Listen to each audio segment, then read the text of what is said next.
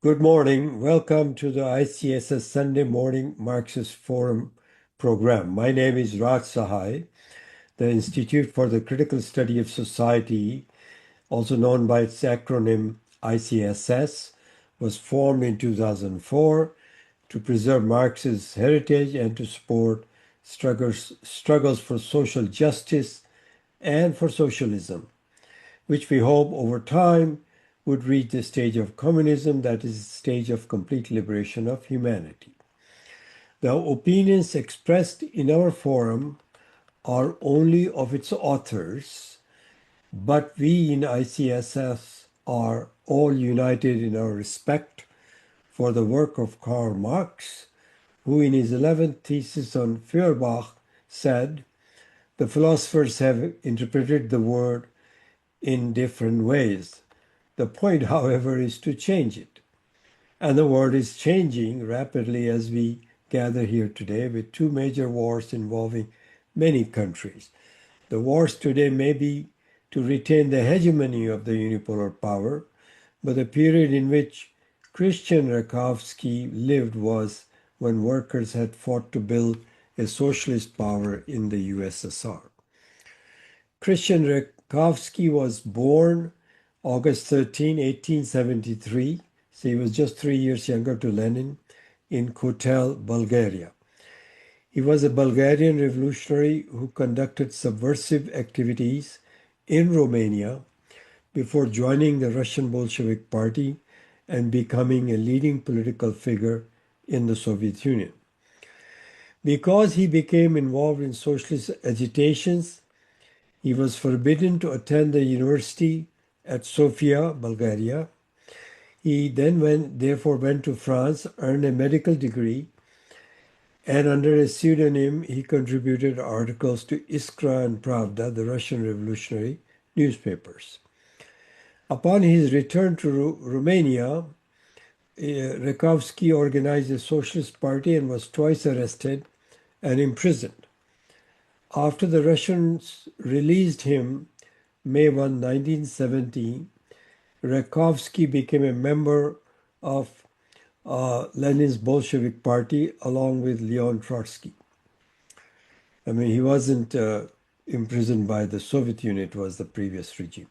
He was a Trotsky ally from early on, who helped found the journal Naše Slovo, which was edited by Julius Martov, the Menshevik leader. He served as a diplomat during the Russian Civil War. He was chairman of the Council of People's Commissar from 1990 to 1923. He was quite a prominent figure. From 1923, Rakovsky was in the left opposition. In 1929, he was exiled for his participation in Trotsky's faction. In 1934, Rakovsky, quote-unquote, capitulated, within quotes because he really didn't, and swore off future Trotsky-led conspiracies. The Soviet leadership had evidence that he was lying. Despite this, Stalin permitted him to return to Moscow and gave him a responsible job. In the third Moscow trial of 1938, Khristian Rakovsky was convicted and imprisoned for 20 years, but before his term was over, he was executed in September 1941 following German invasion in June of 1941, along with 169 others in the Orel prison for activities against the state at war, by an executive order signed by Stalin at the request of Beria, the NKVD head at that time. Our speaker today needs no introduction to most of you. He's a researcher, historian, and author, Professor Grover Furr of Montclair State University in New Jersey, where he teaches medieval English literature. He has a PhD from Princeton University.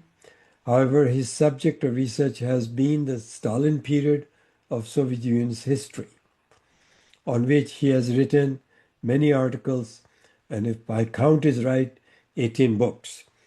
starting with Khrushchev lied in 2011, and his last published book is titled Khristian Rakovsky, Trotsky's Japanese Spy, which is the subject of his talk today.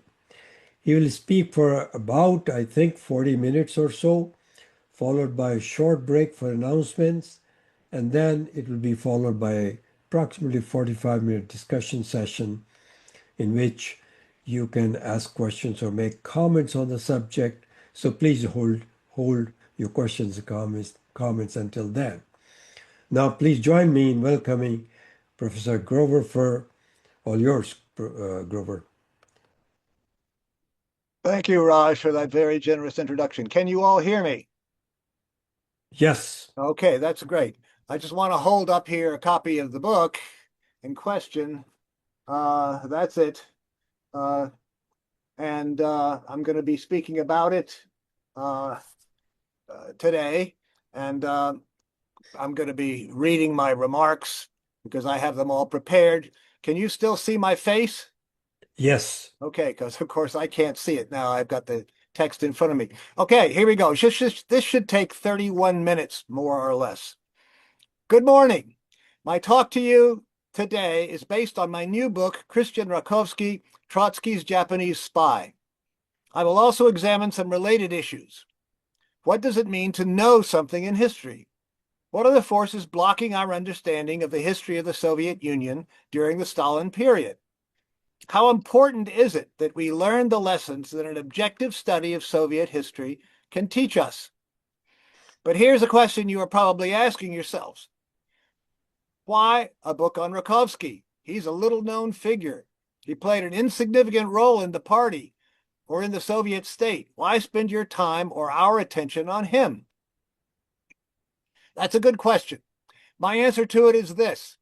The case of Khristian Rakovsky goes to the heart of the questions about Stalin and the Stalin government in the Soviet Union, and therefore it goes to the heart of our understanding of the history of the international communist movement and, in fact, of world history.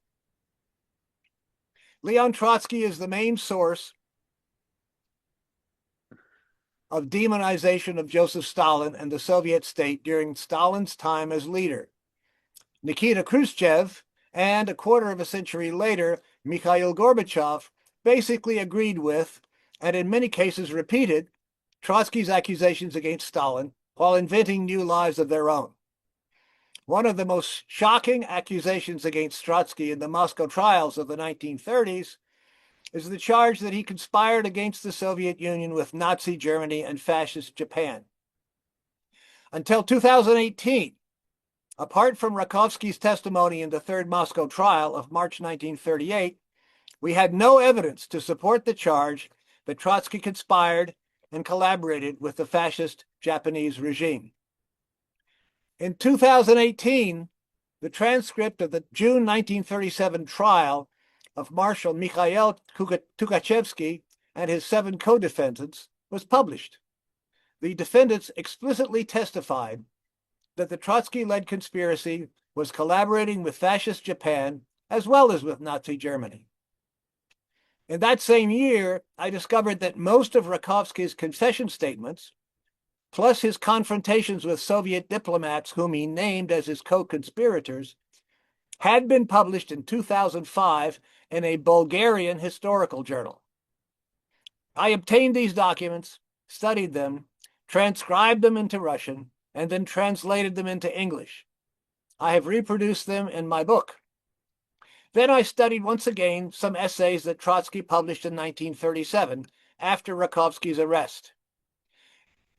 In these essays, Trotsky predicted exactly what Rakovsky would say in the March 1938 Third Moscow Trial.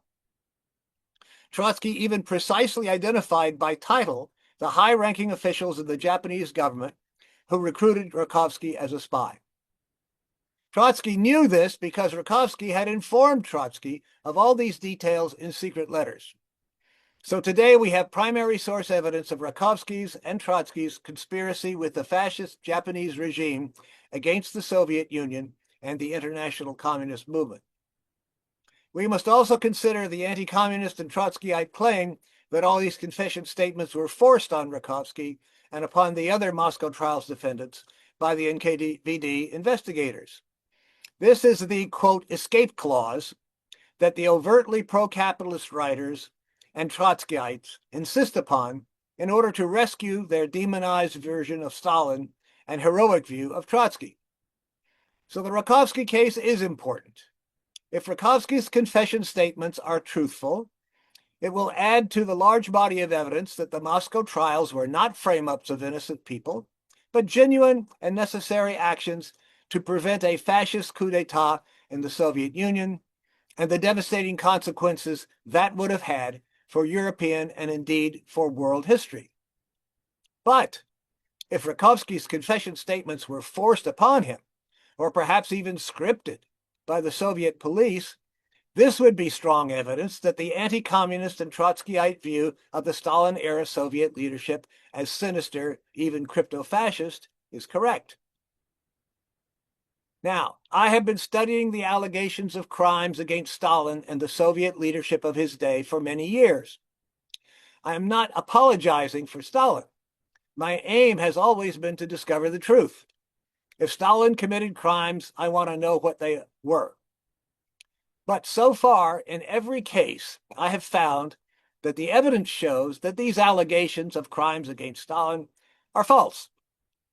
We now have a great deal of primary source evidence from former Soviet archives.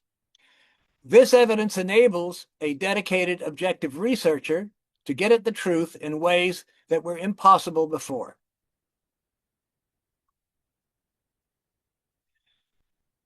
In 2008, I published my first book, Khrushchev Lied, in Russia, in the Russian language.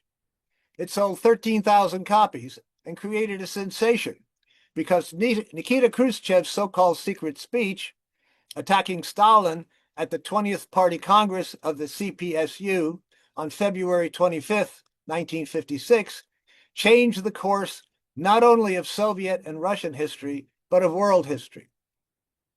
In 2011, I published the English language version of this book. This book has been translated and published in a dozen languages. The fact that Khrushchev lied makes many demands of those of us on the left. Among them, why did Khrushchev lie? What was the impact of this speech on the international communist movement?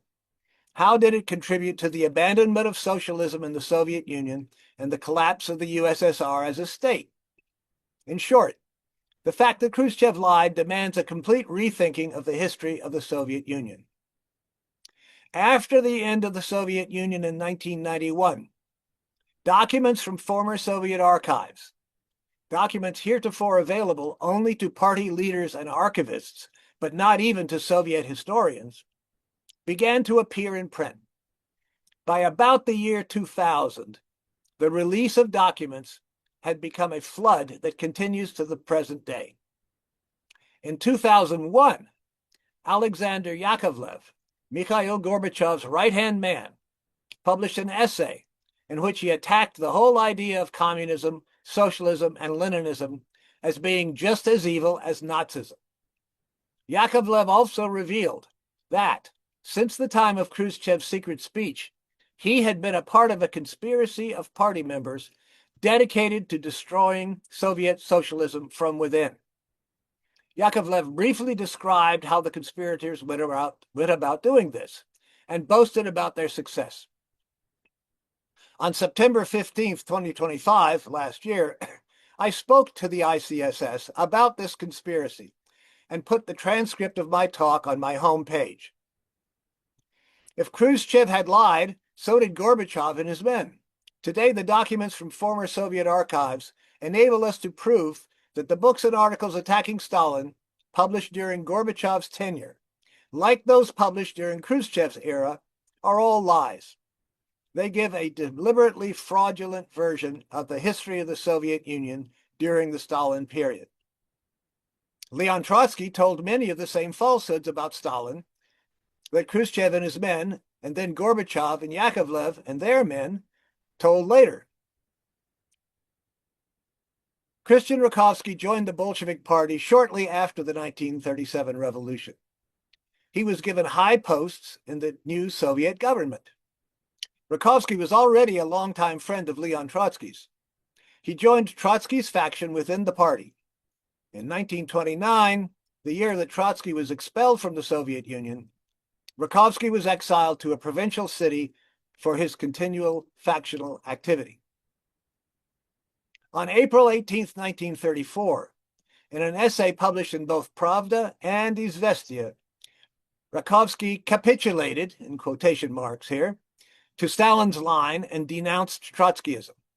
Rakovsky called Trotskyism a reactionary failure and vowed to remain loyal to the party as led by Stalin. Here are a few passages from that very long article.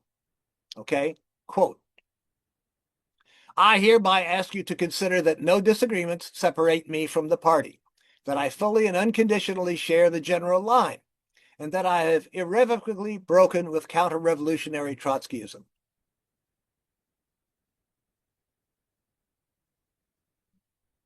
Comrade Stalin was the embodiment of precisely this Bolshevik ideological irreconcilability, organizational discipline, unity of word and deed.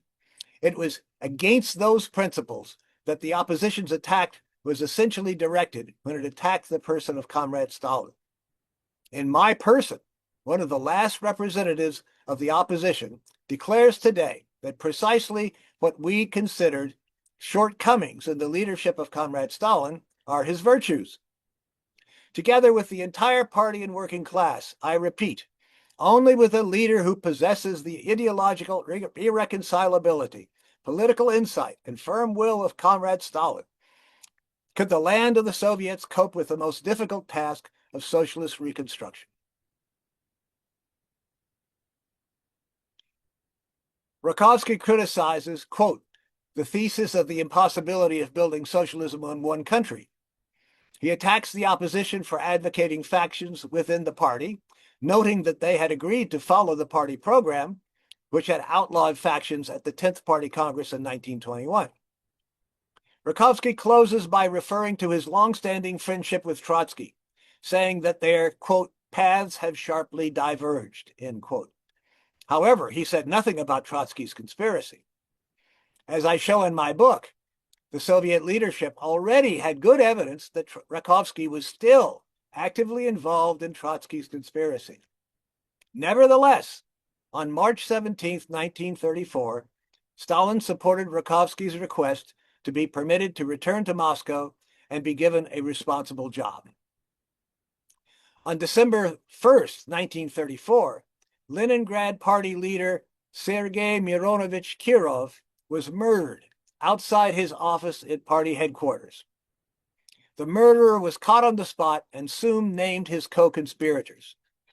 Some of these persons then admitted that they were in touch with Grigory Zinoviev and Lev Kamenev, former top party leaders expelled for factionalizing against the Stalin leadership, but later readmitted to the party and given responsible posts. Continuing investigation into the network of conspiracies eventually led to the public Moscow trials of August 1936, January 1937, and March 1938. During the 1936 and 1937 Moscow trials, Rakovsky went far beyond merely criticizing the defendants. He called for their executions before they had even testified. In my book, I present the first reprinting of Rakovsky's articles and the first complete translations of them into English. On August 19, 1936, the public trial of Zinoviev, Kamenev, and others in the block of conspirators that included Zinovievites, Trotskyites, and rightists began in Moscow. The verdict of death against the defendants was handed down on the evening of August 23rd. Yet on August 21st, only 2 days into the trial, Rakovsky published an essay in Pravda titled, quote, "There must be no mercy," end quote. Rakovsky stated that the accused, Zinoviev, Kamenev, and Trotsky too, were guilty of murdering Kirov and of organizing the assassination attempts against Stalin and the other party leaders. Concerning Leon Trotsky, Rakovsky wrote as follows, quote, There is one person whose name is repeated in all the testimonies. There is one person whose bloody hands hold the threads of the entire terrorist organization. A person who, to our great regret, is absent from the dock, but who should be nailed in the first place to the pillory. I am speaking of Trotsky. Today, the mask has finally been torn from Trotsky's face. It is now clear to everyone, including me, Rakovsky, who for many years maintained a personal friendship with him, and who, being in the ranks of the opposition, believed in his political honesty, that Trotsky was always an alien element in the party. Trotsky is a political adventurer, a scoundrel and a bastard, whose methods of action are to sow political corruption in the party by means of duplicity and deception, and to organize the Soviet power by organizing the vile murder of its leaders. End quote. Rakovsky ended his essay with a fervent call to execute the defendants. Here, quote, "For the Trotskyite Zinovievite murderers, for the organizers of the attempt on the life of our beloved leader, Comrade Stalin, for the Trotskyite agents of German Gestapo, there must be no mercy. They must be shot." End quote. That's what Rakovsky wrote. On August 20th, when Rakovsky wrote this article, most of the defendants had not yet had a chance to testify. Yet Rakovsky was already calling for their executions. In Shakespeare's play Hamlet, a character says, quote, "Methinks the lady doth protest too much," end quote, meaning that someone's excessive denial and over-the-top language suggests that they are hiding the truth and are actually guilty. At the December 1936 Central Committee meeting, Stalin related some examples of, quote, "protesting too much" by high-ranking party members who had tried to conceal their guilt. I quote some of Stalin's remarks because they suggest a motive for Rakovsky's, quote, "premature condemnation of his former opposition colleagues." Okay, now I'm going to quote from the December 1936 Central Committee meeting. Stalin. When Kamenev and Zinoviev declared in 1932 that they had renounced their mistakes and declared that the party's position was correct, we believed them. We believed them because we supposed that a communist, former or current, is accustomed to ideological struggle, that this ideological communist, former or current, is struggling for his idea. If a person has openly said that he adheres to the party line, then the party considers that this means that person really has renounced his mistakes and now stands on the party's positions. We believed them. We were mistaken. We were mistaken, Comrade Bukharin. Bukharin, yes, yes. Stalin, when Smirnov and Pyatakov declared that they were renouncing their views, openly declared this in the press, we believed them. We believed them, gave them the order of Lenin, moved forward, and were mistaken. Right, Comrade Bukharin? Bukharin, true, I said the same thing. Stalin, when Sosnovsky made a declaration that he was renouncing his mistakes, he explained the reason for this, and explained well from a Marxist point of view. We believed him, and really did say to Bukharin, quote, "You want to take him on at Izvestia? Good. He writes well. Take him. We shall see what comes of it." End quote. We were mistaken. Believe in the sincerity of people after that. We have drawn a conclusion. Do not take former oppositionists at their word. We must not be naive, and Lenin taught us that to be naive in politics is to commit a crime. We don't want to be criminals. For this reason, we have drawn a conclusion. Don't believe the word of a single former oppositionist. When we arrested Pyatakov's wife, we gave him, Pyatakov, all the confessions to read. He said that Zinoviev, Kamenev, and Rakovsky were slandering him in their confessions. That's what others also said when they had just been arrested or taken to trial. He came to us and said, this is Pyatakov, "Well, how can I justify myself? They are lying, they want to ruin me." End quote. We tried to talk to him. "All right," we said, "but you are the public prosecutor against the socialist revolutionaries. Agree to be the public prosecutor against them." "Good," said Pyatakov with pleasure. He started to prepare for this. But we thought about it further and decided that this would not be good. Still, this attempt started to convince us for a minute that maybe this man is right. Therefore, we said to Pyatakov, quote, "No, even though it was we who suggested that you be the public prosecutor, this won't work." He became sad. "Then how can I prove that I am right?" said Pyatakov. "Let me shoot with my own hand all those whom you sentenced to death. All this filth, all these swine. What other proof do you need?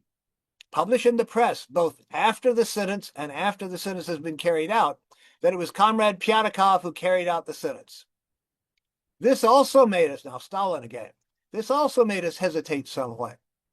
But on the other hand, we have never made public who carries out the sentences. And we decided that if we did that, no one would believe that we had not forced him to do it.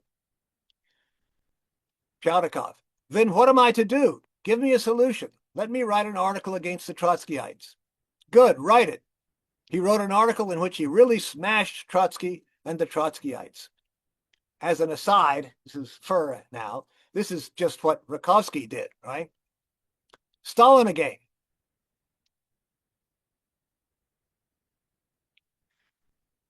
But after we questioned about 50 people at least, they really turned Pyatakov inside out. It turns out that he's a monster of a person. So why did he agree to be the public prosecutor? Why did he agree to shoot his comrades himself? It turns out that they have a rule like this: if your fellow Trotskyite is arrested and has begun to give up the names of others, he must be destroyed. You can see what kind of hellish joke this comes to. Believe after that in the sincerity of former oppositionists. We can't take former oppositionists at their word, even when they volunteer to shoot their friends with their own hands. End quote. Stalin then addresses Bukharin. Stalin: "You can't just stand up and say that we don't trust you, we don't believe in my Bukharin's sincerity. That's old stuff now. And the events of the last 2 years have obviously proven this to us. And as for trusting in former oppositionists, we have shown them so much trust. We should be flogged for that maximum trust, that boundless trust that we have showed to them. Moreover, former oppositionists have taken an even more serious step in order to retain even a little bit of trust on our part and demonstrate once more their sincerity. Some people have begun to use suicide. In reality, this is also a means of pressuring the party. Lomenadze committed suicide. He wanted to tell us by this act that he was right, that we were interrogating him in vain and subjecting him to suspicion in vain. And what happened? It turned out that he was in a block with these people. That's why he killed himself, to cover up their tracks. So that is a political killing, a means for former oppositionists, enemies of the party, to strike at the party, to destroy its vigilance, to deceive it one last time before their death by means of suicide and leave the party in a stupid position. That's the end of Stalin quotations. We know that Stalin is correct here. We know that Lomenadze was indeed in Trotsky's secret bloc of rights and Trotskyites, because Pierre Brouet, at the time the world's leading Trotskyite historian, while searching in the Harvard Trotsky archive, discovered letters between Trotsky and his son Leon Sedov, in which Lomenadze is named as a soon-to-be member of the bloc, the Trotskyite bloc. Stalin concluded this speech with the following words, quote, "After all these facts that I've told you about, and there are a great many of them, we have to look carefully into things. We have to look carefully, objectively, quietly. We do not want anything except the truth. We do not want, we will not permit anyone to be ruined by anybody. We want to seek out and find the whole truth, objectively, honestly, with courage. So do not try to frighten us with weeping or with suicide." End quote. Notice what Stalin says here. We, the party, the communists, must investigate carefully and objectively. Quote, "We do not want anything but the truth. We want to seek out and find the whole truth objectively, honestly, with courage." End quote. This is the attitude that every communist, every Marxist, including all of us here, should have. However, Despite Rakovsky's over-the-top protestations, demanding the executions of persons against whom the evidence had not yet been presented and who had not yet even testified, Stalin and the party leadership retained Rakovsky in his official position. The second public Moscow trial of the anti-Soviet Trotskyite Center took place between January 23rd and January 30th, 1937. At the trial on January 25th, defendant Yakov Naumovich Drobnis identified Rakovsky as a member of Trotsky's terrorist and sabotage group. On the same day, Nikolai Yezhov, head of the NKVD, wrote to Stalin with quotations from the confessions of many defendants who had named Rakovsky. Once again, Rakovsky wrote an article to Pravda. Like his article of August 21st, 1936, this bloodthirsty article by Rakovsky calls for the execution of the defendants. Even though the trial was only in its second day, most of the defendants had not yet had the opportunity to say anything, and most of the evidence against them had yet to be presented. Once again, Rakovsky condemned his co-conspirators. But this time, with all the evidence against him, Rakovsky's bloodthirsty draft article could not save him from arrest. After his arrest, at first Rakovsky professed innocence. Then he confessed to participation in Trotsky's clandestine conspiracy. And then, in September 1937, Rakovsky began to confess to having been recruited by high-ranking members of the government of Japan to be a spy for Japan at Trotsky's urging. Rakovsky identified several persons in the Soviet Foreign Service as Japanese agents like himself on behalf of Trotsky's conspiracy, as he himself was. The Soviet investigators did not know about these men beforehand. They were not arrested until after Rakovsky had exposed them. In return, at the March 1938 Moscow trial, Rakovsky was not sentenced to death, but to 20 years imprisonment. When Leon Trotsky learned of Rakovsky's arrest in late January 1937, he did something strange. I believe that I was the first to discover that Trotsky himself revealed Rakovsky's espionage for the Japanese, even before Rakovsky himself had begun to confess about it. The details of Trotsky's outing of Rakovsky are in my book. Anti-communists and Trotskyites claimed that Rakovsky was threatened or tortured into falsely claiming that the Japanese had recruited him. Why would anyone think that the NKVD had forced Rakovsky to tell the story of how he was recruited by the Japanese and named the persons in the Japanese government who had recruited him when these details were kept secret at the trial? The reason is simple. Both pro-capitalist anti-communist scholars and Trotskyites are committed to demonizing Joseph Stalin and the Soviet Union during the time he led it. The overt pro-capitalist anti-communists have always striven to make the communist movement appear to be morally monstrous, so that capitalism, no matter how horrible, will appear to be, if not positively good, at least the lesser evil. As for the Trotskyites, since Trotsky's own day, the whole Trotskyite movement has been built around demonizing Stalin. Without the figure of the evil Stalin, there would be no reason for Trotskyism to exist. Still, the fact that these people are biased does not in itself prove that they are wrong. Therefore, in the remaining part of my talk, I will discuss Rakovsky and the problem of historical knowledge. How do we know that Rakovsky was not threatened or tortured into making false confessions? More broadly, what does it mean to know something in history? How can we gain knowledge about the past, specifically this past, the history of the world's first socialist state that was aiming for communism? In my book, I present two types of evidence of Rakovsky's guilt. First, there are Rakovsky's confessions. They are ignored in the Russian original and have never before been published in translation. Second, there are some unguarded statements by Trotsky himself that reveal that Rakovsky was indeed carrying out his, Trotsky's, instructions and had informed him, Trotsky, of what he had done. The evidence of Rakovsky's guilt has been and will continue to be denied on erroneous or fraudulent grounds. Anti-communists will deny it because Rakovsky's guilt dismantles the long-standing accusation that the Soviet government, Stalin, framed the defendants in the Moscow trials. Trotskyites will continue to deny Rakovsky's guilt because the cult of Trotsky, to which they adhere, requires denying that Trotsky conspired with Germany and Japan, among his other crimes.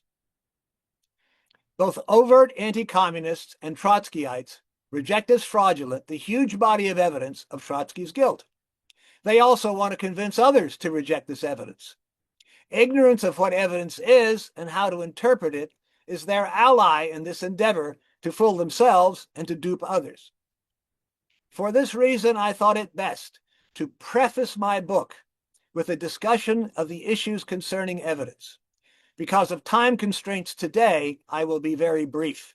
I refer you to the introduction to my book for a fuller discussion. First, there is in principle no such thing as a smoking gun. All evidence can be explained in multiple ways. Second, all the evidence of Trotsky's collaboration with Germany and Japan is circumstantial.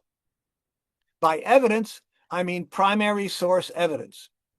The term primary source means evidence that is as close to the subject under study as possible.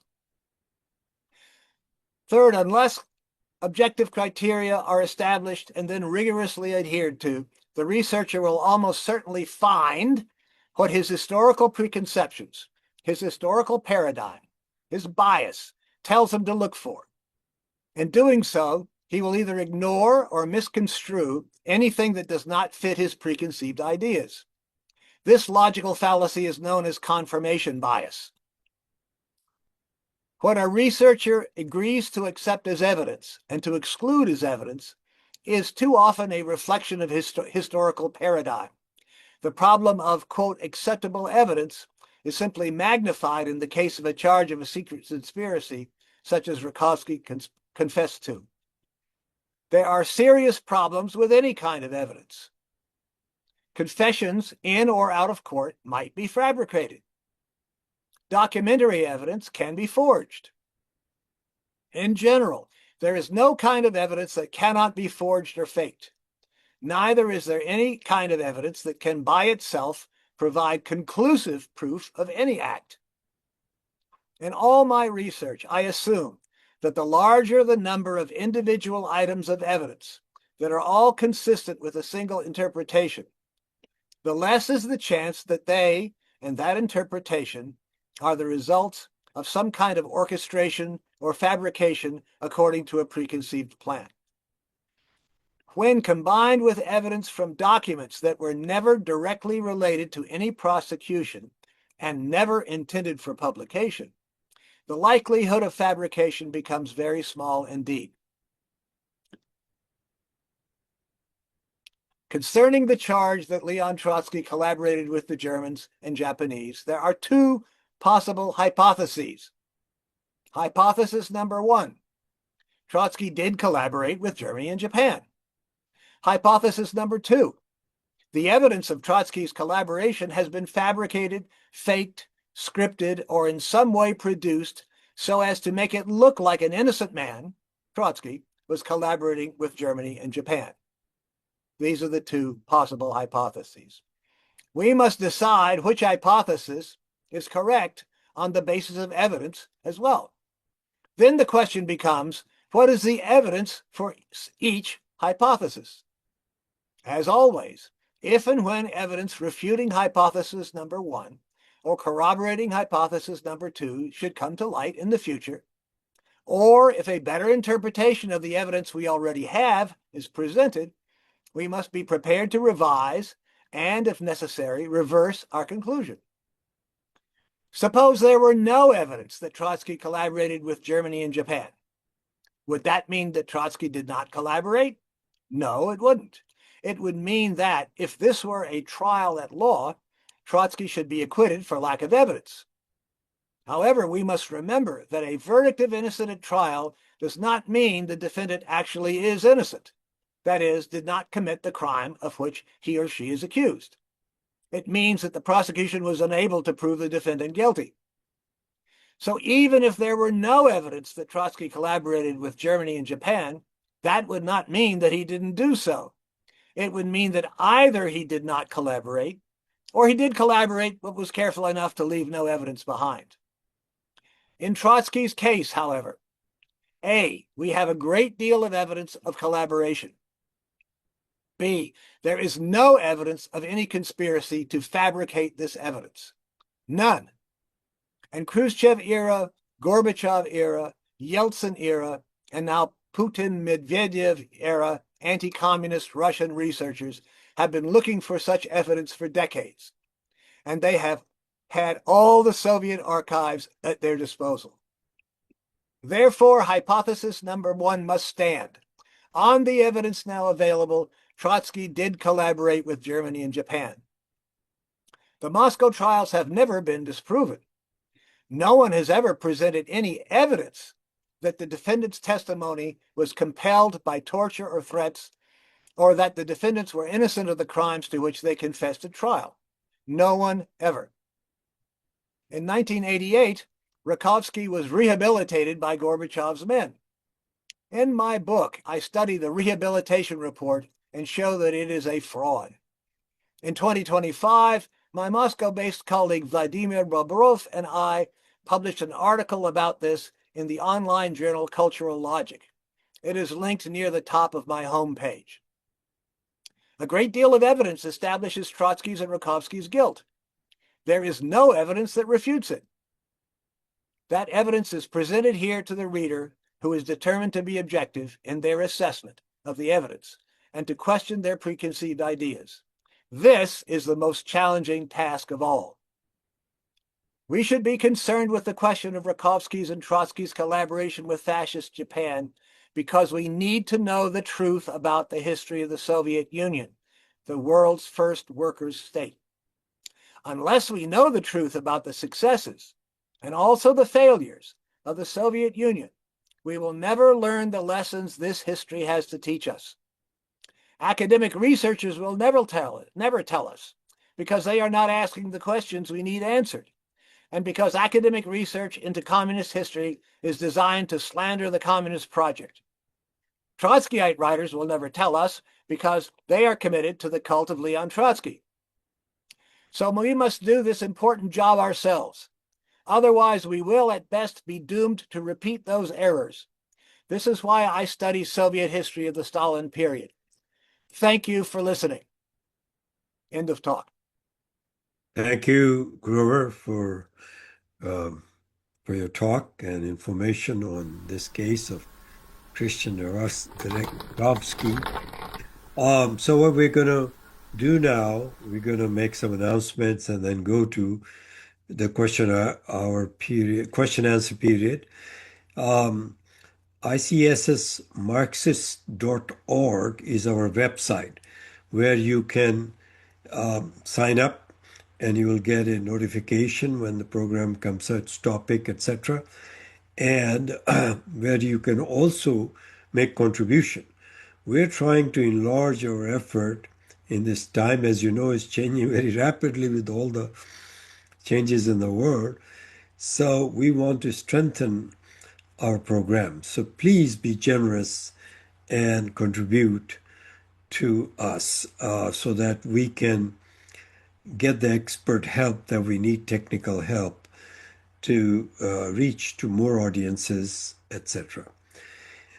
Now, what we're going to do as we proceed, we're going to have a question-answer period in which each participant gets to raise his or her hand, as I see this one hand already raised. And to raise the hand, you just have to go to the react button, and that will allow you to raise the hand. I will not necessarily go in the sequence in which the hands are raised, but I promise you I will try to get to everybody. And then when you get your chance, please keep in mind this is a comradely discussion. Language should be watched, no matter how strong your emotion. be duly respectful to each other, and then also time limit is 2 minutes, so keep an eye on your time. We will not cut you off exactly 2 minutes, but let you finish the sentence, but please discipline yourself. There's no limit for the speaker to speak in response. He can also choose not to respond. So with that said, oh yeah, the upcoming program. For next Sunday, we're going to have a very exciting program.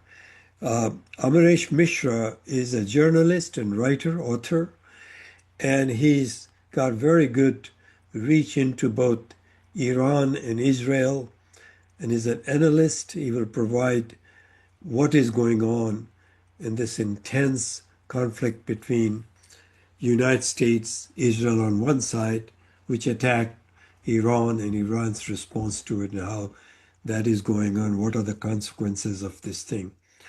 It's a dangerous moment in history. That said, we'll go to the first question, and that is Sharon Rose. Sharon, please unmute yourself. If you haven't, please proceed. 2 minutes. Thank you. Thank you. Thank you, Grover, for explaining the process of principled research. But I can't help but wonder, can you say more about what Trotsky actually did, what the conspirators did in support of the Nazis and the Japanese imperialists? It helps. Well, I mean, I want to understand it, but also in terms of talking to other people about that, it helps to have some, concrete examples. Sure. Thank you. Can you hear me well? Yeah. Yes. Okay. So more and more documents get published all the time now. So if you were asking me this 10 years ago, or maybe, then I would say, well, I would say this: the transcripts of the three public Moscow trials of 36, 37, and 38 are not only available in English, but they can be bought very inexpensively. They can be downloaded from the internet, and there are a lot of details about what the Trotskyites were and were doing in the transcripts of those trials. Now, since in the last 10 years, beginning before that, but particularly in the last 10 years, there's been several efforts to locate and publish really an enormous number of confessions and interrogations of people connected with these three trials. And for example, let me just give this one example, concerning the 1936 trial of the rights and some Nazi conspirators. The main defendant was a man named Smirnov. Okay, and he was the leader of the Trotskyite movement within the illegal Trotskyite movement within the Soviet Union. We know that because Pierre Brouet, once again, the Trotskyite researcher, in 1980 discovered some letters between Trotsky and Trotsky's son, Leon Sedov, discussing this block of rights and Trotskyites, and they specifically named Smirnov. So Smirnov was probably the leading defendant at the August 1936 trial. Now, after the trial, but before the verdict had been delivered by the judges, Smirnov wrote two letters, and those letters were published a couple of years ago. One to his wife and one to his daughter.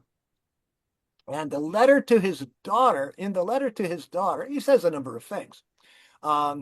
He says, get out of the Trotskyite movement. That's the first thing he says. But then of more interest than that, he says, it is true that the defendants in this trial who were accused of being Nazis really were Nazis.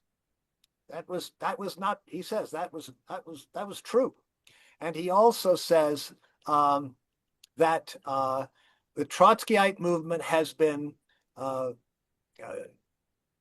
corrupted, okay, has been infiltrated by Nazis, and therefore I want you to tell all of our fellow conspirators that it's time to get out of this movement. So, you know, that's interesting. And since almost none of these confessions and statements that have come out in the last 10 years have been translated into English. I mean, I've translated some of them, but I haven't published them yet. And there are way too many to translate them all. I still think that the best thing to do is to read the transcripts of the 3 Moscow trials. And no anti-communist, let alone Trotskyist scholar has ever come up with any evidence that the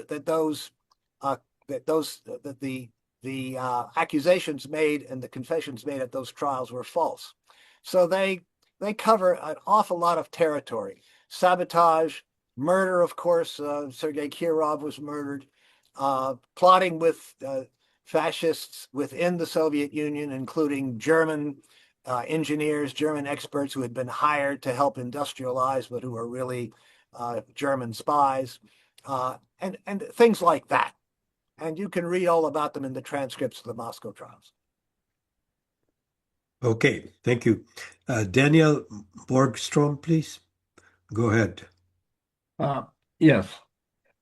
I understand that at the end of World War II, a huge amount of German Nazi documents were released. And I wonder what evidence or what kind of evidence there might be in those documents. And also, maybe there must be something in the Japanese documents. Mm-hmm. And possibly even in CIA documents, which have come to light, and probably in other from other archives as well, what has come to light, principally German and Japanese. Thank you. Okay. Well, here's the story. I get asked this question a lot. I don't know you at all, Mr. Borgstrom, but this question is commonly used as a kind of form of denial by anti-communists and Trotskyites, as though somehow or other these conspiracies could not have existed unless evidence of them turned up in the German or Japanese archives. The fact of the matter is that nobody's ever found any evidence of these conspiracies in the German or Japanese archives, or at least I haven't heard of any. But the fact also is that conspirators don't write down the evidence of their conspiracies. In a couple of my books and one of my articles, I have some quotations from the CIA and from an article in the Comintern magazine back in the 30s that say, you know, whatever you do, make sure that all this information is kept in your head only word of mouth. Don't write anything down. So that we shouldn't expect to find evidence of these conspiracies in German or Japanese archives. However, we have a great deal of other evidence. And let me just say this, and I've been talking about that and publishing about that. Let me say just one other thing. If someone were to claim sometime in the future that he or she had discovered a document in the German or Japanese archives about Trotsky's conspiracy, In my opinion, we should then be very suspicious, because that would be a violation of conspiratorial activity. I personally would suspect that that had been planted if it were ever discovered. Okay, so we have 3 hands raised. Jean, you're next, followed by Mehmet.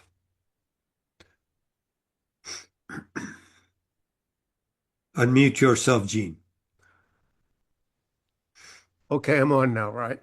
Yeah. Right. Yeah. Okay, Grover, thanks so much for this. I'm always kind of in awe of your scholarship here, and there's so much material you've gone over. It's great. But I have to confess, I haven't looked at things in that depth, but I've read enough and seen enough to look at Stalin and say that, Stalin, more than any other individual, is responsible for the defeat of Nazi imperialism and the preservation of socialist property relations in the Soviet Union. And that places him absolutely in the forefront of historical figures.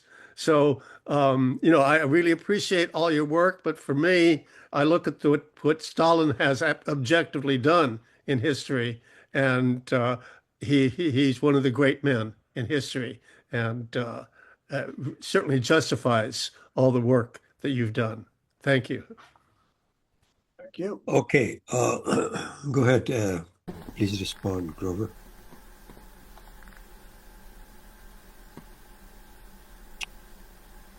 Grover, you have something to respond to? No, thanks. All right. Okay, Mehmet, go ahead, please. Go ahead. First of all, thank you, Grover, for coming and explaining the issues, and also thank you for your work where you meticulously go over the evidence. And in response to your response to the question about not having evidence in the Western media, I just wanted to give an example supporting what you said, that, when you don't have an evidence does not mean that it did not happen. In the Armenian genocide that happened in the Ottoman Empire, there was the head of the government, Talat Pasha, who was sending telegrams to the troops to kill any and all Armenians that they could round up with. But he was, I don't know if it was a Talat Pasha or Enver Pasha, the other responsible. And then, but he had the telegram office install a node of the telegram close to his office, to his home. He would first of all send a telegram to everybody saying that do not touch the Armenians. They are so good. Don't ever kill them. You have to be very soft on them. This is not a war against them. You must protect them and you must preserve them and everything. Just after his telegram, he would run to his home 10 minutes away and then send another telegram saying, disregard my orders and burn this telegram. And these were all not known until 1 or 2 people who had not taken the order to destroy the telegram were found. But most of the deniers look at the original official telegrams that say, don't do anything to the Armenians, just treat them softly, treat them well, and they take that as the example. Now, the important thing is that Turkey also says that all the archives are open for the genocide, so there is nothing coming out. But then they don't mention that an archival study of a historian is not just you walk in the door and there it is, you grab it and you publish it and you're done. It's not like that. Okay, just the last minute is that in order for you to do an investigation in the archive, in Turkish archives, you have to give a form. You have to request that you become an employee of the Turkish army. That is how they grant you the, so that you can do research in an archive. So I appreciate your work in researching the archives in situations like this. Thank you. Okay, let me comment a little bit. Thanks, Mehmet. Let me just say something about archival evidence. In the last, when I answered a few minutes ago, I said, well, there isn't anything in the German and Japanese archives. Well, let me just say it's not quite true. There are a few things. One is the Arau telegram. The Arau telegram was published under Khrushchev. When Khrushchev's men were looking for evidence against Stalin and failing to find it, they actually published a telegram which was in the Japanese language, which had been translated, which they got a translator to translate, which showed that Marshal Tukhachevsky was in collaboration with the Japanese army. Now, the people who published this document in their report to Khrushchev were sent to look for evidence that Tukhachevsky and company were innocent. They were not sent to look for evidence that they were guilty, but they came across this document and they published it. But there's no way they would have published it along with the accompanying, explanations unless they thought it was accurate, because it was exactly the opposite of what Khrushchev had sent them into the archives to find. Second thing is, in 1944, the Russian general Vlasov, who had deserted the Soviet army and joined the Nazi army, had an interview with Heinrich Himmler, the head of the German SS. And the transcript of this has been preserved, and I have published it actually in one or two of my articles. And Himmler comes right out and asks Vlasov, how was it that Tukhachevsky's conspiracy failed? How was it that it failed? So Himmler knew, as the leadership of the Nazi party, of course, knew that the Tukhachevsky's conspiracy was genuine. Vlasov really didn't have an answer to that. Of course, Vlasov had not been a senior figure in the Red Army at the time of the Tukhachevsky conspiracy. But Heinrich Himmler came out and asked him, how was it that the Tukhachevsky conspiracy failed? And so you might say, well, what's that got to do with Trotsky? Well, in 2018, the transcript of the trial of Marshal Tukhachevsky and the 7 other high-ranking Red Army commanders, which was held on June the 11th, 1937, the transcript was finally published. And a few years ago, 2021, I think, I and my 2 colleagues, Vladimir Bobrov and Sven-Erik Holmström, published a book on the Tukhachevsky affair and Trotsky's involvement in it. And at the end of that book, we published the only translation of that transcript of the trial of Tukhachevsky and company that has been published in any language, and it's there. And they go into detail about their collaboration with Trotsky, their collaboration with the Germans, and Trotsky's collaboration with the Germans. And they're not being interrogated here. They are actually discussing that among themselves in the context of this trial. So it's not quite true that we don't have evidence of conspiracies from the German and Japanese archives. But that's so far that's what we have. That's why I mentioned in my talk that there are these 2 hypotheses. One hypothesis is Trotsky collaborated with the Germans and Japanese, and we have a tremendous amount of evidence, almost all of it, confessions, interrogation evidence, that he did collaborate. The second possibility, hypothesis number 2, is that Trotsky didn't collaborate, that all of these documents were faked. But we don't have any evidence to support that hypothesis, the hypothesis that all of this evidence against Trotsky was faked. There's no evidence that it was. So therefore, if you're going to go by the evidence as opposed to by your preconceived ideas, you have to come to the conclusion that Trotsky was in fact conspiring with the Germans and Japanese. Okay, thank you. Jim Hillier is next. Jim, please go ahead, unmute yourself. Right. Before I start, I just realised it looks like I've got some kind of Nazi thing behind me. It's a Spanish Civil War poster. There's a peasant's foot. I was wondering if you're a supporter. Especially with the short hair. You know, never tell. No, it's a Spanish Civil War poster. Very impressive, Grover. I also am in awe of the detail that lies behind your evidence, lies behind your work. Can I ask a question a bit more generally? Yeah.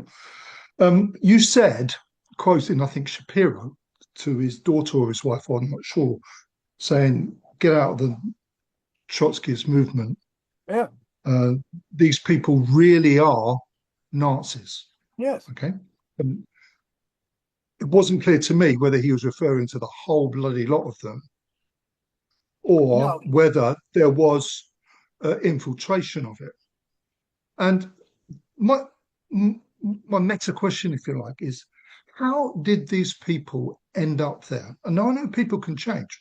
Volkov was presumably an honorable soldier at one point.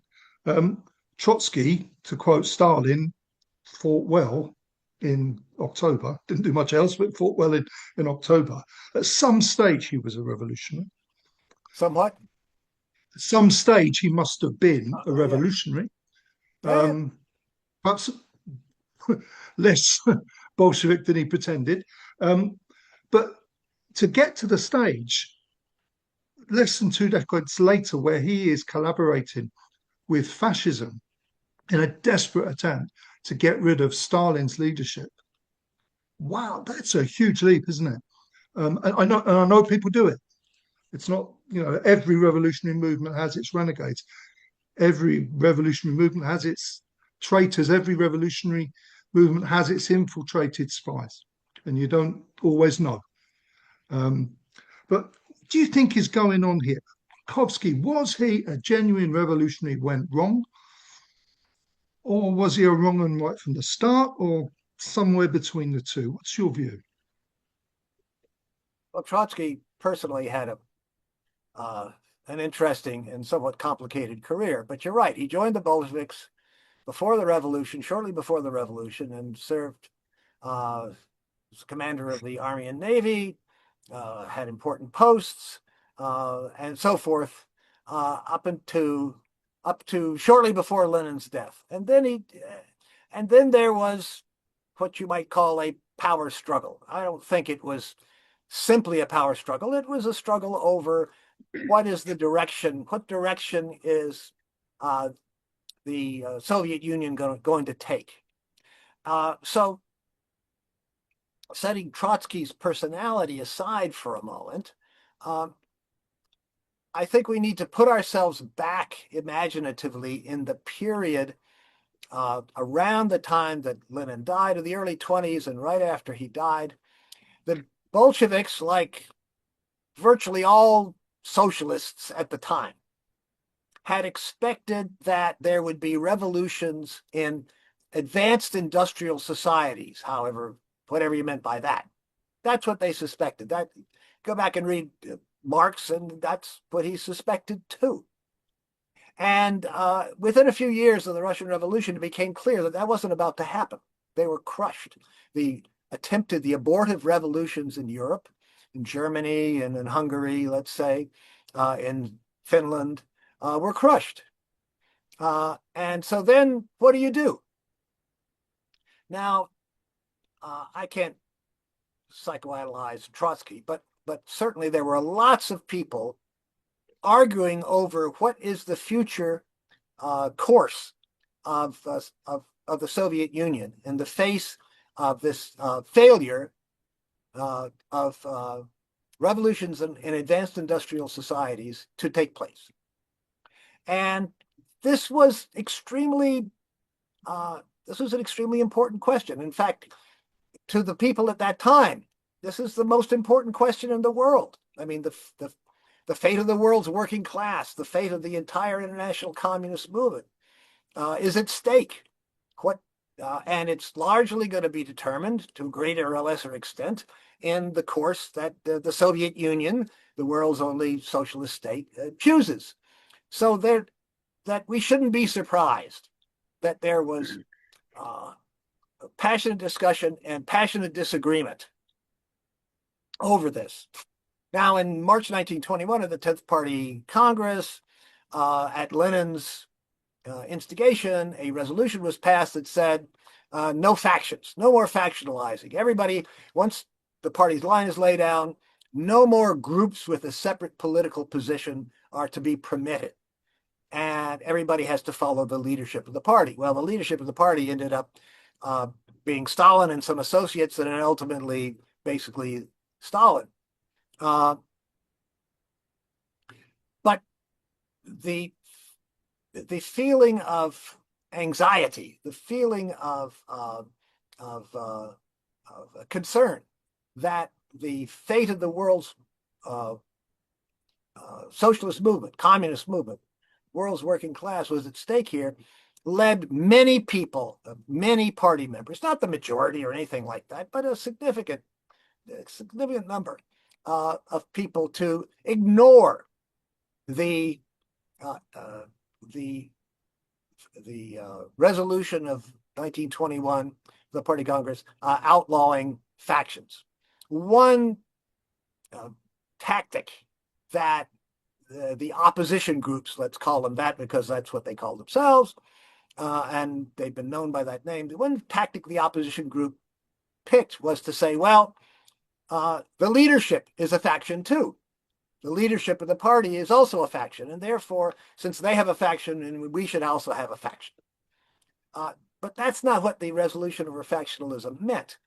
It meant that the leadership of the party sets the party line, and there shouldn't be any other factions arguing for their own program. And it's for that reason that the Trotskyites and Rights were expelled, and most of them were readmitted, but and that Trotsky was exiled from the Soviet Union. Now, then you have crash industrialization, collectivization of agriculture, and in 1932 to 33, a very severe famine. So like three, very disruptive factors going on at the beginning of the 1930s. And some people in the party felt that the Soviet Union is not going to be able to withstand. They're not going to be able to overcome these difficulties, that the country may fall apart, that the capitalists may invade and overthrow the government at this time of disruption. And when that did not happen, well, first of all, when it was going on, some of the people who had been involved in factions felt that it was time to revive those factions. Now the failure of the Stalin leadership is becoming clear, they thought. But the Soviet Union got through those crucial years. And then you had another division within the people who had been in the opposition. Many of them dropped out of opposition and stayed out of opposition, but a few said that, well, now we can't possibly get rid of Stalin because through normal channels, because the Stalin policies, the policies associated with his leadership, seem to have worked. Now the only way to get rid of him is by assassination. Okay, and so there by degrees, this disaffection, these disagreements over the future course of the Soviet Union became, in the minds of some people, the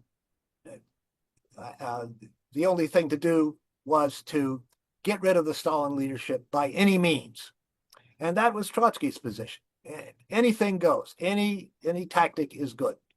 And that meant, of course, enlisting the capitalist powers, because if the opposition is successful in stimulating some sort of coup d'etat or civil war within Russia, then certainly the capitalists will want to charge in and destroy the Soviet state, and so we have to make deals with them, in advance.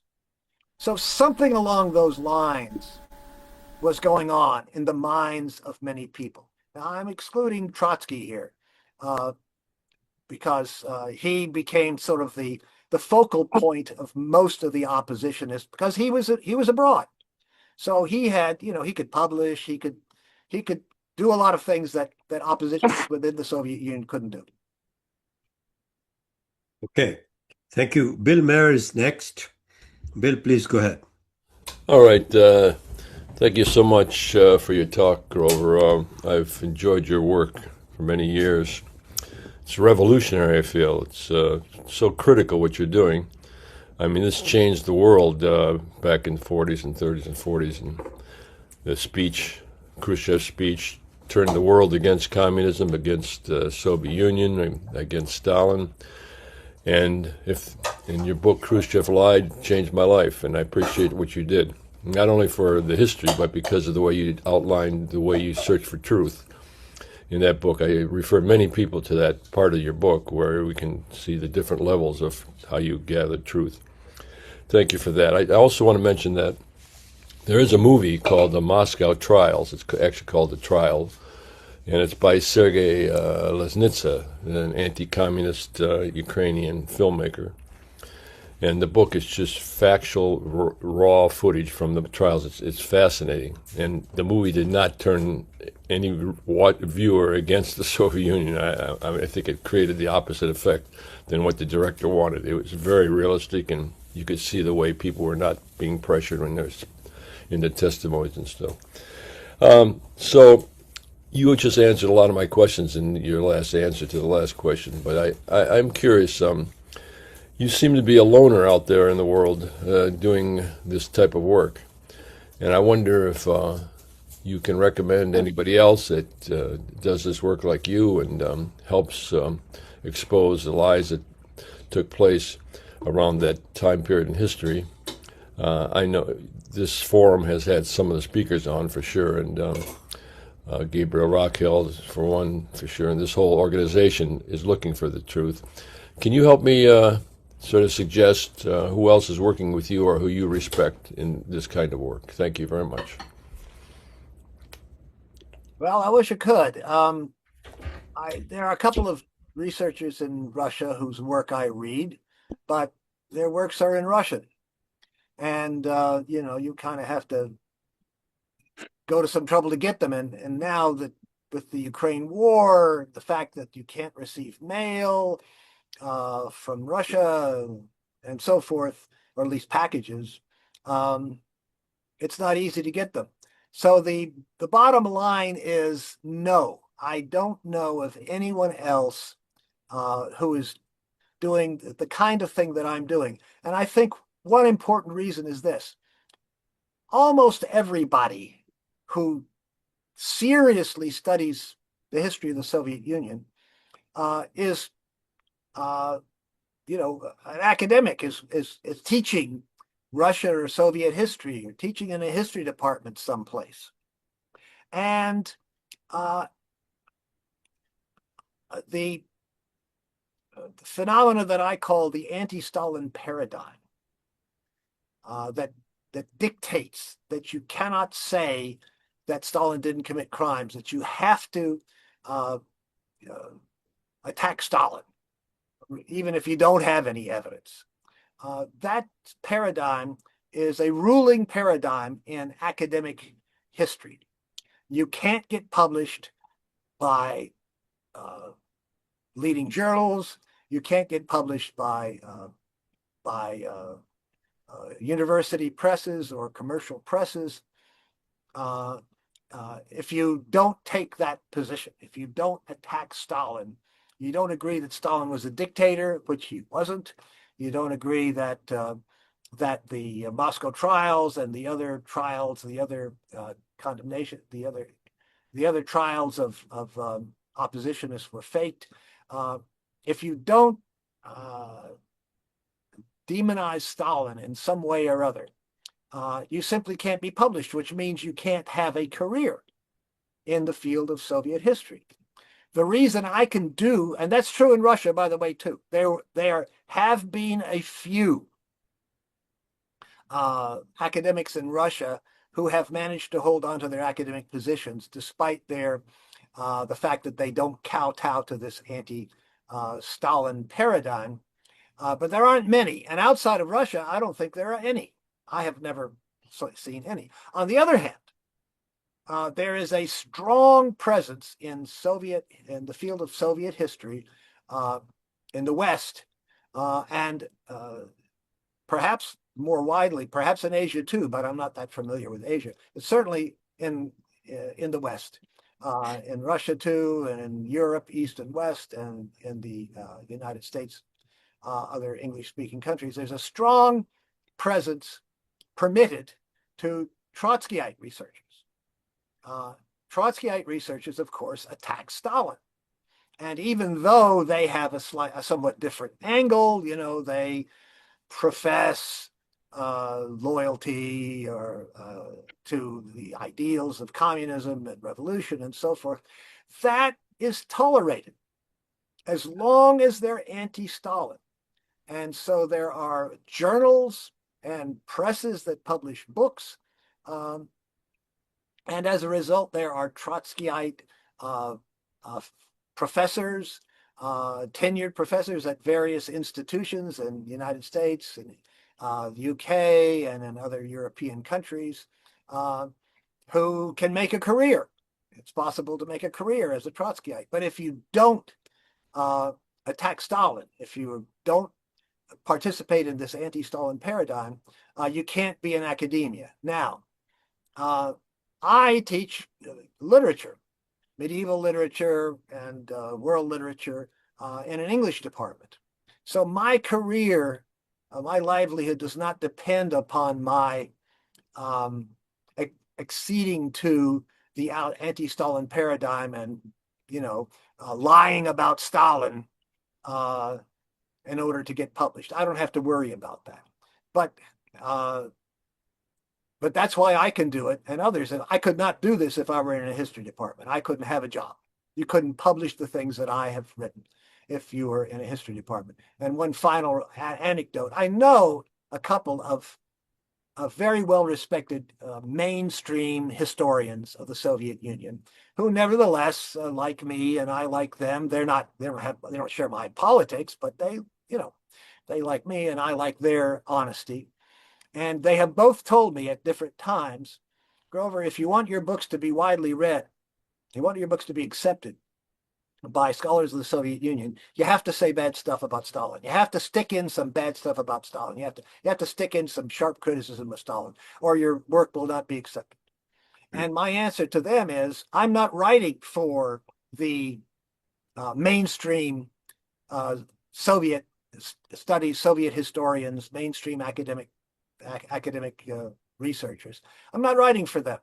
I know what they're all about. They are not interested in the same things that I'm writing for. I'm writing for people like you, like those of you here at this talk, and many, many others around the world who are interested in studying the Soviet Union, getting to the truth, and learning from the experience of the world communist movement of the 20th century, so that at some point we can try again and do better and not make the same mistakes. Okay, thank you. Judith Osterman is next, but before I go there, is Alazar in the audience? Because he had requested me by email that he should be allowed to ask a question, which certainly I'm looking for him, but I can't find him. He was there. I did see him for yeah, early on, but I don't see him now. No, but anyway, in the meantime, let's go to Judith Osterman and then gene rule. Judith, please go ahead. Unmute yourself.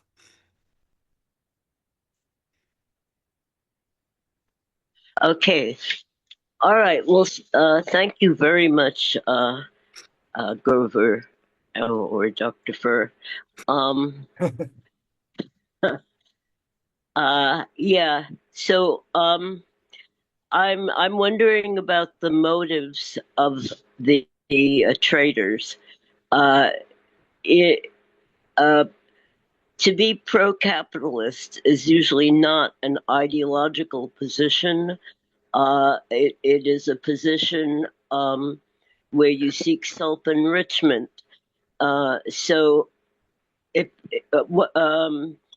is there any evidence that any of these people benefited materially from their association with the Nazis and the Japanese and possibly other fascists? And also, what about the fact that Trotsky was Jewish? How could he associate himself with the anti-Semitic Nazis?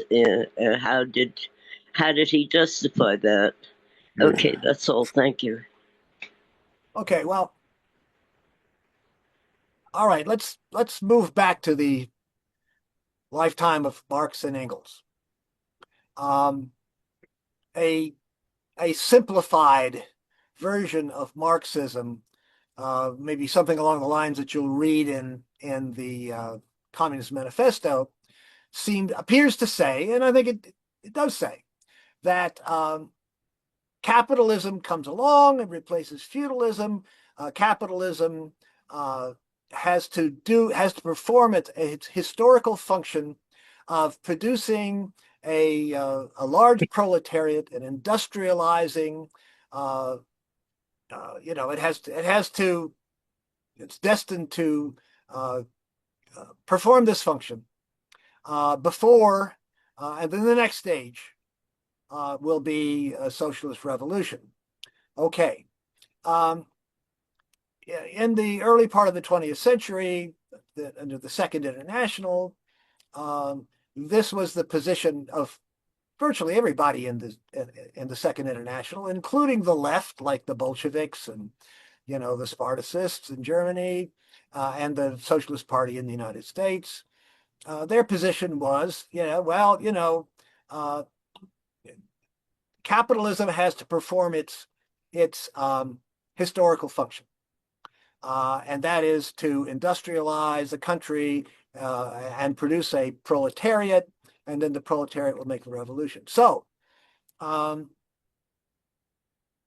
fast forward to the Russian Revolution, you have a revolution, but it's in a country where capitalism is very unevenly developed. There are some industrial centers with big factories and a large working class, but the vast majority of people in the country, is basically working the land under fundamentally feudal conditions.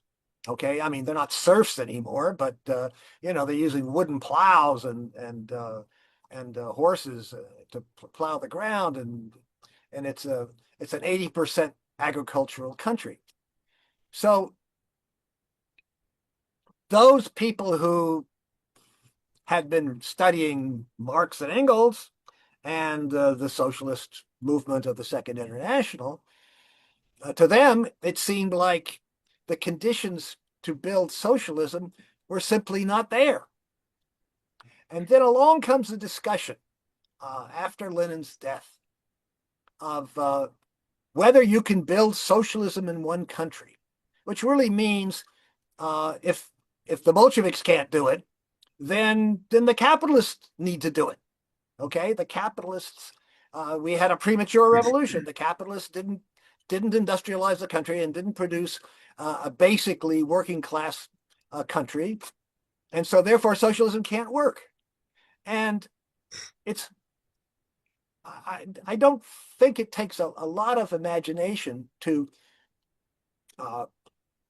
imagine that many people thought that that was correct. Okay, Marx was a gigantic figure. The Stalin and his leadership were not gigantic figures, not yet. Trotsky was an enormously influential figure among certain people anyway, certainly among intellectuals in Russia. And there were others who also thought that socialism cannot be built in one country, and therefore capitalism has not performed its historical function. So if you read Trotsky's economic projections, and then you read the transcripts of the Moscow trials, you see that what Trotsky's plan basically was to retreat away from collectivization, away from crash industrialization, which many people thought wouldn't work, although it did work, but many people thought that it wouldn't, and basically either do what the capitalists should have done, but didn't do, industrialize the country. Bukharin thought this, right? We should take it slow. We should industrialize very slowly. It's going to take a couple of generations. And then, when we've industrialized the country, we'll be able to maybe start move towards socialism. Stalin and company said, this is never going to work. The capitalists are going to crush us. Stalin actually gave a famous speech in 1931 in which he said, we've got 10 years. We have to industrialize in 10 years. If we don't do that, we will be crushed. And, it turned out that he was exactly right. I mean, nobody knew that it was going to happen in 1941. I think 10 years was just meaning we've only got a short period of time. But that was really a very fundamental disagreement. And given the Second International, the Mensheviks, who were a powerful force in Russia, had followed the line of the Second International, and that was the line of the Second International. We need to build up the trade union movement. We need to gain more strength within the capitalist countries, so that at some time in the future, capitalism produces its gravediggers, the proletariat, and all of this is going to take, generations. And the Soviet decided not to. It sounds like these people were operating from an obsessive compulsive disorder, where they felt that they had to adhere to a certain program. Judith, please, I'll call upon you when the time comes. Is that okay? Okay. I'm just commenting on. Yeah. I think if you cast we're yourself, running out of time. We have run out of time. Yeah, go ahead, Grover, if you want. I think if you cast yourself back into that period imaginatively, you can understand. I don't sympathize with those people. Obviously, there are, reactionary politics follows from taking the position that the Soviet Union has to fail because it doesn't follow this blueprint that Marx seemed to have laid out. But I can understand how many people did think that at the time. Okay, I want to call upon myself because I want to make a comment on this very subject. Sure. And that is the understanding that capitalism had evolved into imperialism is the significant reason why the revolutions could not happen in the West. That was read by Lenin correctly. Lenin's essay of 1916 was crucial because he said, along with imperialism, the working class is now also divided between a section that has become bourgeois. Actually, he wasn't the first, but Lenin develops the whole theory of imperialism, which is the highest stage of capitalism. And that is why Lenin understood that revolution can be made in Russia because of a revolutionary peasant class, which is the majority of the peasants. So that's my read on it. It's a big subject. Maybe we should have a discussion on that one day. But I have a question for you, Grover, also, which is now Rakovsky wasn't sentenced to death. He was given 20 years, and I finished your book yesterday, by the way. And I was he was executed in 41 following German invasion of June 21st, and Beria requested 170 names of people, Rakovsky among them, who were participating in the counter-revolutionary activities, and Politburo, headed by Stalin, signed off on it. So, can you tell us more about it? Because he wasn't actually given this death sentence. Why? What did you know? Do you know anything about what was going on there? Yeah, well, I mean, what is known about the Orel shootings in September, I think it was 1941. What is known about them, what has been published about them, I put in my book. And I pointed out that this is usually just treated as some terrible thing. And of course, the mainstream view in Russia, and of course under Gorbachev, the last years of the Soviet Union, was that Stalin was terrible. He was a monster. None of these people were guilty to begin with, let alone should they have been shot. And so there's never been any thorough research on this. And that is the case, by the way, with a great many extremely important issues in the history of the Soviet Union, that there has never been any serious research on these questions, on many questions. There was, for example, right up through to the years of to the end of the Soviet Union in 1991, there were many old Bolsheviks who were witnesses, who had participated in all kinds of very important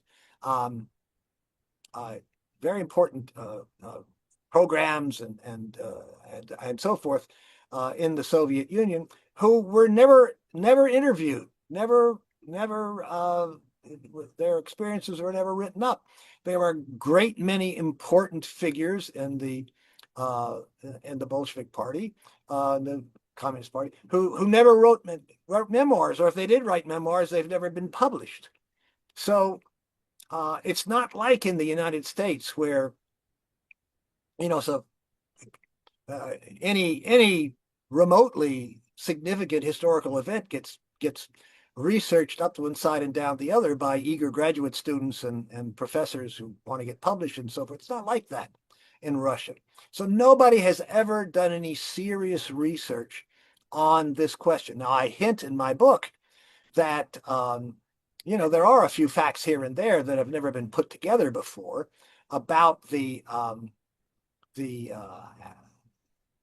anti-Soviet activities of these particular prisoners in this otherwise very large prison in 1941.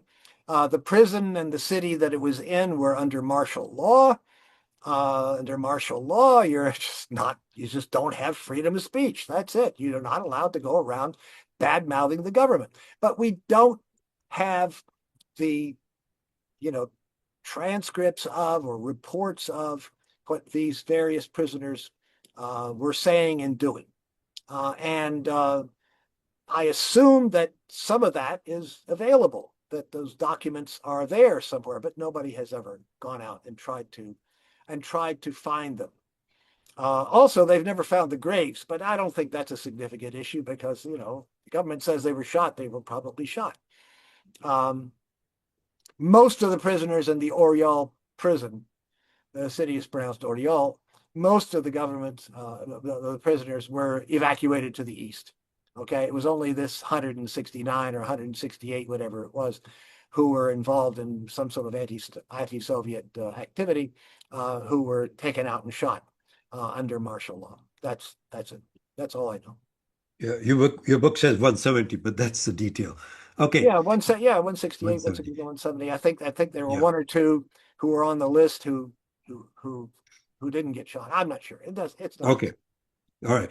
And so the last question, because we're running over time, and thank you for staying with us longer. Of course. Gene, you're the last one, and then we'll end the program. You need to unmute. About that. Yeah, there you go. Thank you, Grover. And again, I agree with you about the dominance of anti-Stalin views in this country. But there's two books. I don't know if you know them. One is by Isaac Deutscher, Stalin, a political biography, which I found very useful. And there's also another one by Al Szymanski, who taught at the University of Oregon, and he's deceased, but he has a book called "Is the Red Flag Flying?" Yes. A political economy of the Soviet Union, in which he says, the Soviet Union was an authentic dictatorship of the proletariat, Yes. whatever that means. So I don't know if you know about those or if you have an opinion on them. Sure. Well, Deutscher was a Trotskyite, okay, for a long time. And Szymanski was not, right? Szymanski was pro-Soviet. I read both of those books some time ago, although I have them here in my shelves. Deutscher went on to write this 3-volume biography of Trotsky, which is really an atrocity. It's just terrible. His bias, his pro-Trotsky bias, shows up in so many ways. When